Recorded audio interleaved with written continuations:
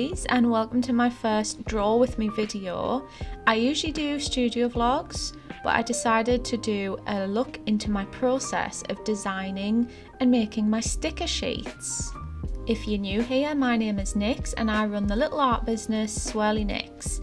Now, I always make my sticker sheets in Procreate, and we start with a canvas around 3600 pixels square, and I use a colour profile in RGB. You can use CMYK, but I find the setting I use is fine for printing.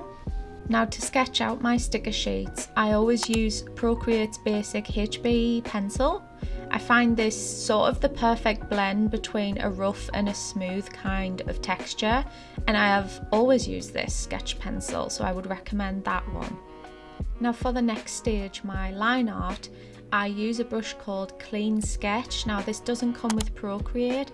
I think I got this from an artist called Jing Sketch or Jing Sketch. I think that maybe that's how you pronounce it, but it is the perfect blend of not being too clean in the lines like a pen, but not as rough as a pencil, and I enjoy using this for my line art. Now, just for filling in the basic designs with colour, I use Procreate's very basic paintbrush.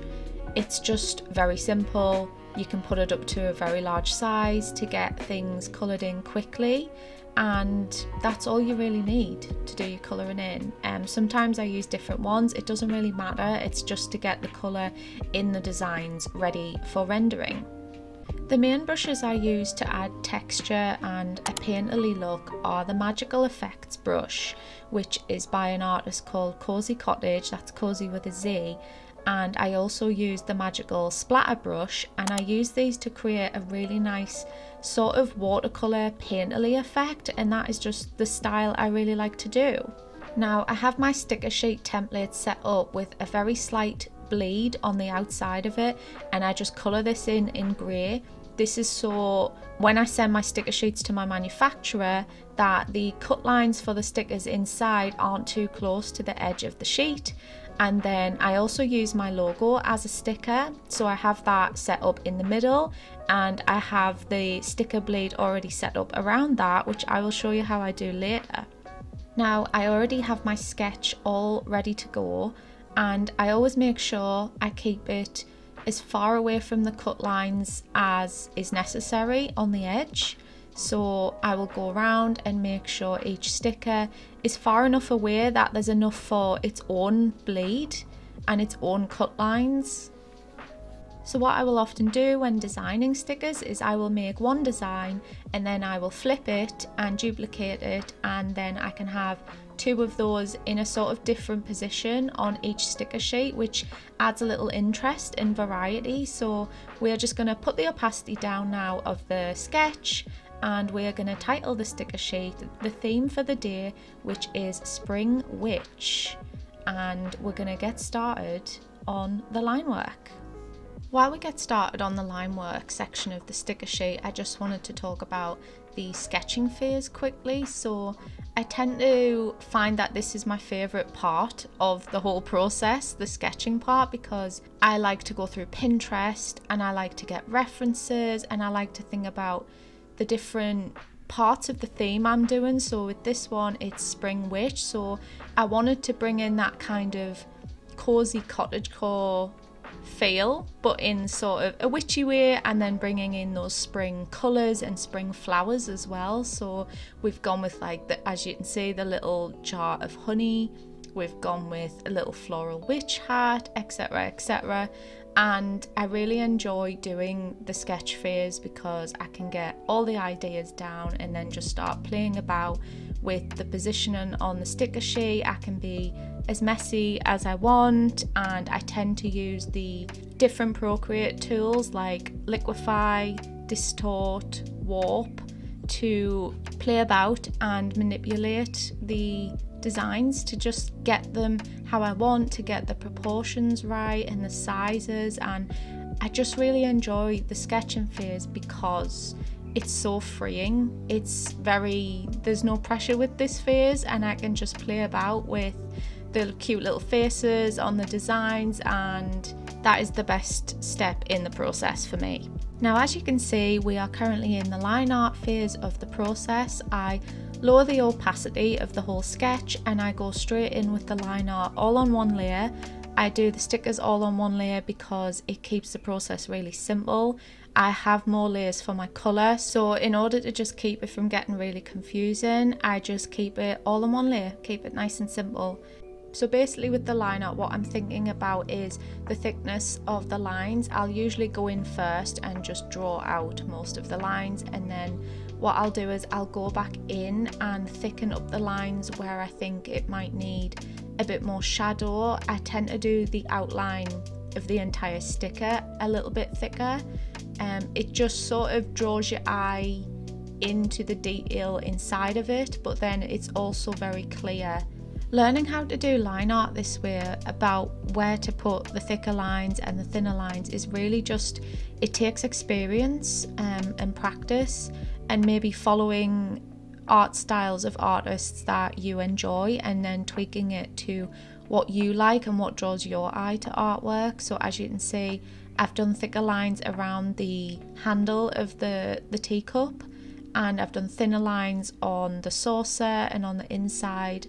It depends how detailed the sticker sheet is with how long it takes me to do the line art. So this one in particular is very detailed because we've got a lot of foliage and we've got a lot of flowers and plants going on, so the lines take me a bit longer to do.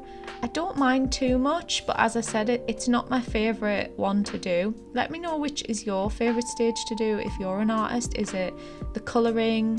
Is it the line work? Is it the sketching? I really like the sketching phase. I feel like the ideas come to life then.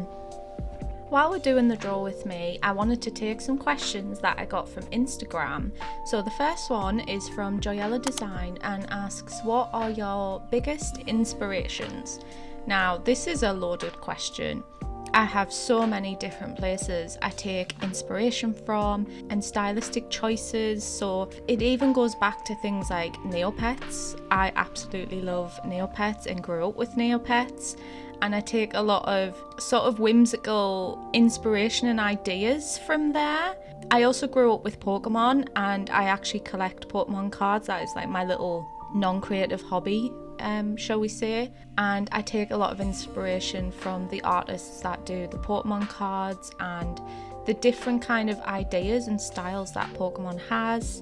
Along with that is inspiration from video games, so I love things like Hollow Knight. Oh my gosh, the style in Hollow Knight is amazing. I love the line art that it uses and the atmosphere in the scenes, and that goes along with the game Ori and the Blind Forest as well. I love the art style in that as well. I find it inspiring. I find the colours amazing, and just the scenes in that are very much where I'd like my style to go, combined with things like Hollow Knight.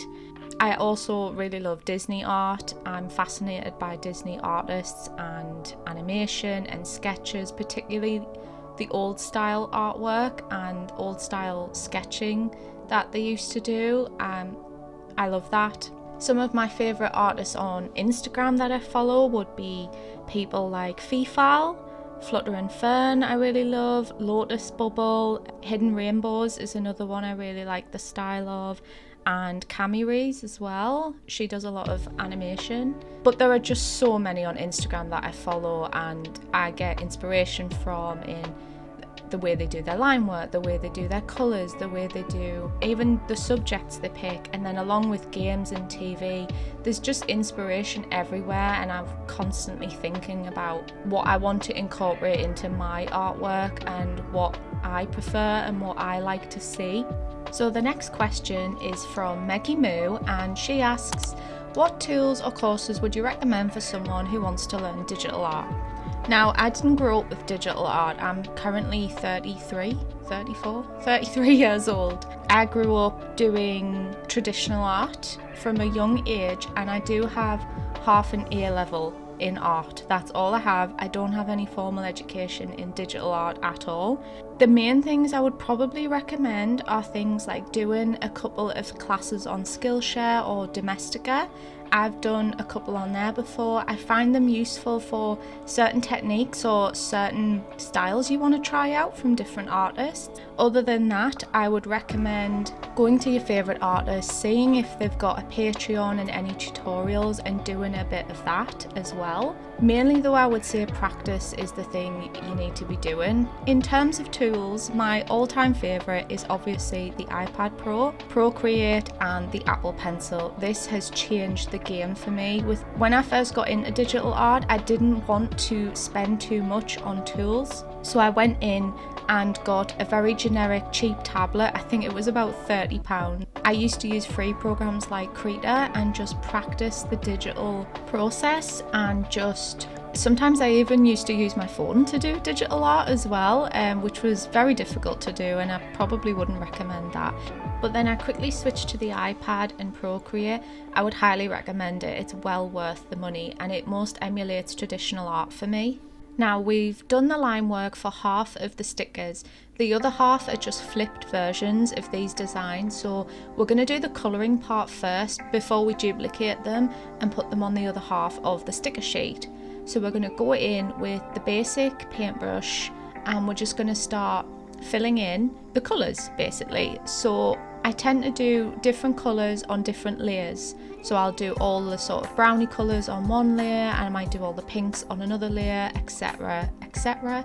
I also sometimes colour drop these colours in by making the line work layer as a reference, and sometimes I'll just colour in, especially if I need to get to those little areas that I can't quite colour drop. So really it just varies which technique I use, but I just try and get the colours down as fast as I can, and then I will tweak them as I go and just tweak what colours I want to use. I don't really have any rhyme or reason to what colours I pick. I try and do it very naturally and just sort of pick what I like the look of, and then I'll tweak them all at the end in the final stages.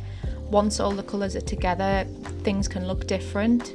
But for now, we're just gonna drop them in, see what they look like, and go from there. It makes the process of colouring a little more fun for me. So I will use the tools on Procreate to adjust all these colours as I go. Like, I will use the hue tool, the saturation and the brightness, and just see what the colours look like. The background is something we will be doing later, so stay tuned for that. I also tend to do the colours on the same layer because then it makes it easier to change them all at once rather than everything turning out into different colours. That would be an absolute mess for me. So after this, we'll be doing the background. We will then be moving on to the texture of the pieces, which is something that really brings the designs to life, and then we will move on to the cut lines and the blades, so stay tuned for that. So Cheryl has asked, what are your favourite products to design? Now, this is a question that is very easy to answer, and it is sticker sheets, which is probably why you're seeing this video now, because they're my favourite thing to do. Now, the reason I love sticker sheets is because of the variety I can do. I feel like I can really let my creativity run wild with these. I like to get lots of references up on Pinterest, pick a couple of themes and then see how I can combine them together, or what colours and what accent colours I can put together and how they'd work. So for example, with the Spring Witch sticker sheet, I wanted witchy references but then adding that theme of spring on the top, so thinking about tulips, daffodils, spring colours like pastels, daisies, and then putting that on the witchy spin of things. And another reason I like doing sticker sheets is because there's sort of less pressure to get the product right when you've got lots of designs going on at once. When I'm just designing pins, for example, I design both wooden pins and enamel pins. You've got to get that one design right. It's got to go perfectly, and it can be really hard to stay within the confines of what's going to look good on wood material, what's going to look good on enamel and metal, and keep your design within that, because it feels a little bit creatively stifling. Not a lot. I still really enjoy doing them, but with sticker sheets you can kind of just do what you want, and the only thing you really need to think about is staying within the cut lines, making sure the stickers are all on the sheet properly. But I feel like I can really let my creativity run wild with sticker sheets and think about the different colour versions I can do. So at the end of this video I will show you the completely different colour version of this sticker sheet that I did as well. I just enjoy making sticker sheets into their own little works of art. I don't know why, even the background has to have some personality to it and not just be plain white, because I like them to look nice on the sheet as well. So as you can see with doing the colours here, I try and pick a sort of palette of complementary spring colours. I've got a yellow going on, so I'll throw yellow into one sticker and then put it in a different place on another sticker. So we've got lilac, we've got pastel pink, we've got a creamy white going on, we've got 2 shades of brown, and we've got a spring green. So I'll just put them in different amounts on each sticker so they complement each other. Now that we're done with the flat colours of the stickers, we're going to go ahead and throw on the colour of the background. I don't always do these steps in order that I'm showing you, but for this one we're going to put the background on so we can see if we can choose a colour that's going to complement the stickers but not blend in too much with the stickers, because you want the stickers to stand out. We haven't got the white bleed on the stickers yet, but we will get to that soon. So for now we're just going to go through the hue, the saturation, the brightness, and pick something that I think looks nice with the stickers and also fits in with this sort of classic theme of spring. So I've gone with a nice bright spring green. And now we're just going to go in and get rid of the flat colour, because I'm not a big fan of flat colours. So we're going to go in with the magical effects brush, which I showed you earlier, and the magical spray brush, and throw on some different shades of green, and maybe even pick out some colours from the other stickers like yellows and things and throw on them with the magical spray brush and see what it looks like. Now it's time for what I think is the most magical phase of the whole sticker sheet, where we start adding the textures and the details to the stickers to make them come to life. So what I tend to do is I will alpha lock the colour layer that I'm on. So I'm going to do the brown layer of the cauldron. I use the magical effects brush and I will choose a darker colour or a series of darker colours and start using that to add different shadows and different depth of shadow depending on where the light isn't. There are other ways to add shadow. Sometimes I do another layer above and change that to multiply. That will also create shadows on all of your colours. That is a much simpler way to do it and a very good way to do it. Sometimes it just depends what I'm doing. This time I decided to just go in with the alpha lock to keep my layers more minimal. I then go in and add an extra layer above each colour and change that to add. That will then create a lighter and brighter colour above, so I can start adding in highlights and depth to it. And then I also use the magical spray brush for this part as well. I tend to use these brushes throughout the whole process. Sometimes I use different brushes, but these are the main ones I will use. So I will just go in with each colour. I will render the shadows, I will make them darker, and then I will add the extra add layer, and then add in the highlights. I will add in spray dots to the highlight layer. I will also add in darker spray dots to the shadow layer, and I just find that helps create quite a painterly and almost traditional look, which is just the style I like to go for. While I'm going for a particularly traditional arty look, I do way prefer drawing digitally than traditionally, mainly because you can undo, and the perfectionist in me really likes the undo button, because I feel like I can really work on getting things right and not worry about different layers of paint. I've worked with acrylic before, I've worked with watercolour, I've tried gouache, I've worked with clay, the main one I really love to do is just sketching, like with graphite, but digitally it is just so much more of a pleasant experience for me. But it doesn't mean I don't like to emulate the style of traditional work, because that is what I prefer. So I really like that it's almost messy. It's almost a really messy texture that I like to have on everything that I do, and it's almost become part of my style with the bolder lines, the vibrant colours, and the messy painterly texture. The main thing with this is really just to have fun. I try not to have too strict of a process. As I've said, I tend to swap things around a lot. I'll try different brushes and I'll experiment. These are the main things I do. These are the broad strokes of making a sticker sheet, but other sticker sheets I will try different brushes. I've got one sticker sheet out there that I don't even think I did line art on. I think I just used my sketch layer because I was just experimenting. These things, especially if you're creating products or want to do that kind of thing, they don't have to be perfect straight away. I experiment and change things with almost every sticker sheet, every product I do. I think, well, I'll try that this time.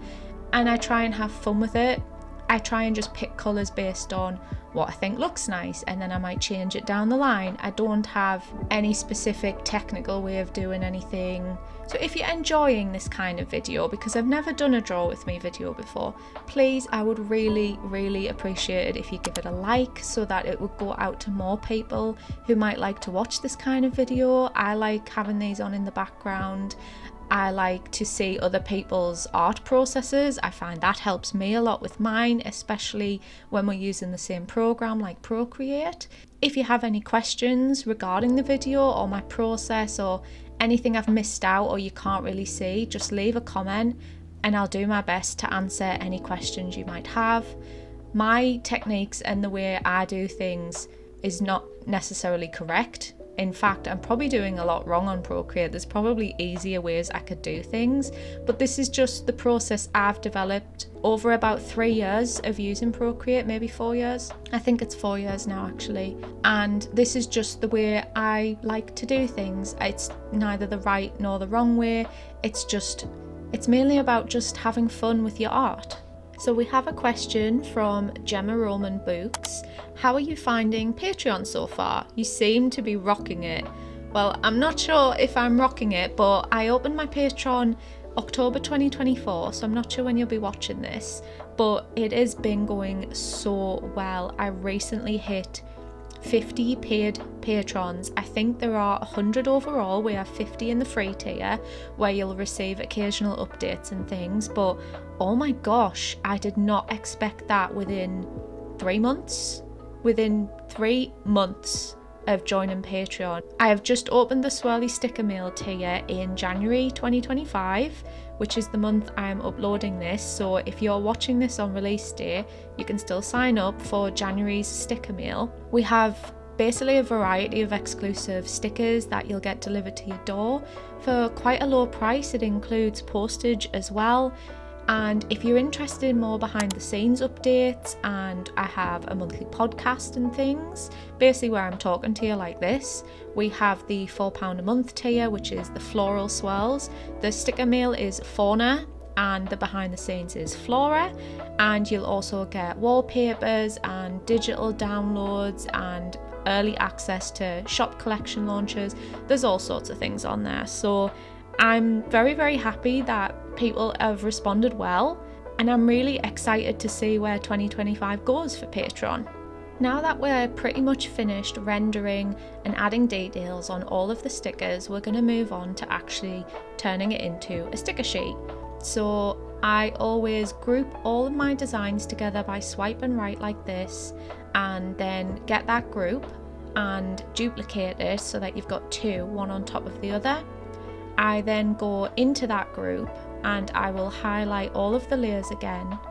I will start using the select tool to go around each design and move it to a different section of the sticker sheet where my sketch layer is, so I can see where they're supposed to go and where they fit the best as I planned out in the sketch. I like doing it this way because it feels like I've got a lot of freedom to move everything around to where I might want to change things. Often when I've done the illustrations, they might need bigger cut lines, so it's good to have the groups on separate layers like this. And then this is where the sticker sheet really comes together, and I will start tweaking the colours of sort of the opposite way around of the design, so that there's a sort of balance between the variety of the stickers and the colours that all complement each other, and I just find this really pleasing to the eye. Then once I've got these sort of complementary colours, I might move the stickers around again so that no two colours are too close together, just so it all kind of makes sense. Now we're getting into turning these into actual stickers. So what we want to do is hide all of the layers that aren't the actual stickers. And then what I do is I go to actions, copy canvas, and then I paste that. I then make sure that that layer is below both of my groups of my actual designs. And then what I'm going to do is go into adjustments and brightness and make that completely white as I show you here. This is going to be the back of our sticker. Then we want to bring back all of the layers that were hidden except the sketch layer. We don't need that anymore. We then want to go into adjustments. We want to get the Gaussian blur up on our white layer and drag that along so that you've got a slight blur around all of your designs. We then go into the select tool and adjustments. Make sure you've got white colour on and just drag it over each design. That will then create a really nice border around it, which will be the edge of the sticker. I like to do it this way rather than manually drawing the outlines because basically it's quicker and it can create a tighter line around your stickers as well. So we'll go around and do that. Make sure you fill in any gaps that this tool leaves, because sometimes it does leave a gap, like on the basket there. So now that the actual back of the sticker is done, we're going to move on to the bleed or the buffer. We're going to duplicate that white layer and we're going to make the top one black just temporarily so we can see the difference. We're then going to Gaussian blur again that layer below the white layer, and then we're going to do the same again, go in with select and bring that bleed out by dragging it along. You want to be on automatic, not freehand. And that's just going to create a nice little bleed or buffer for when the stickers are being cut, whether that is in Cricut or Silhouette. I use Silhouette Studio if I'm making stickers at home, but these sticker sheets I actually get manufactured, but they also need the bleed as well. We're then going to make that layer white again so that our stickers are back to normal, and then I'm just going to go in and highlight all of the groups that I need, including the bleed, to move these stickers about just to adjust some of the spacing between them. We're then on to the final touches, so we're going to add in some little black dots just in the little gaps in between, just to add a little bit of whimsy and style to my own sticker sheets. I do this for all of my sticker sheets. And then I'm going to go in and grab that green background and drag it along to the edge of that original bleed that we've got. As we are nearly finished, what I do is I save this as two separate files. You want to hide all the background layers and save the stickers, and then you want to hide the stickers and save the background layer, and that is how you will cut them.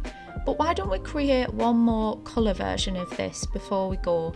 So what I do is I duplicate the sticker sheet and then I will go in and start messing about with the saturation and the hue and the brightness, and I will also add layers and change it to colour, and that will just change the colour on top of some of the other colours that I've got, and that will create a whole different version of my sticker sheet. And I do this for most of my sticker sheets. So welcome to the peach and blue version of my Spring Witch sticker sheet.